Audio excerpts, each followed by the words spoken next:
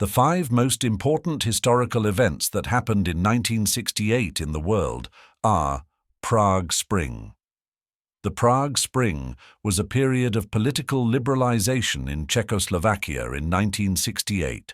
The government, led by Alexander Dubček, introduced a number of reforms, including freedom of speech and the press, and the relaxation of travel restrictions. However, the reforms were met with resistance from the Soviet Union, which invaded Czechoslovakia in August 1968 and crushed the Prague Spring.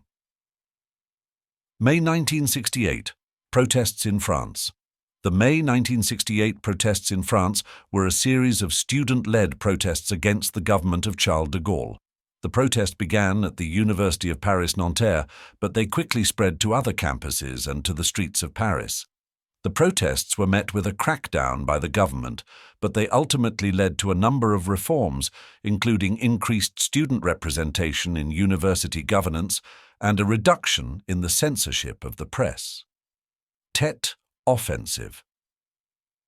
The Tet Offensive was a major offensive launched by the Viet Cong and the North Vietnamese Army in January 1968. The offensive was a surprise to the US and South Vietnamese forces, and it led to the fall of several major cities. However, the offensive was ultimately unsuccessful, and it led to a loss of support for the war in the United States.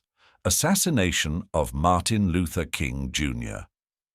Martin Luther King Jr., a leading figure in the American civil rights movement, was assassinated on April 4, 1968.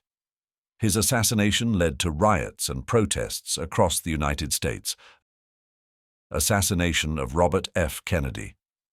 Robert F. Kennedy, a U.S. senator who was running for president, was assassinated on June 5, 1968.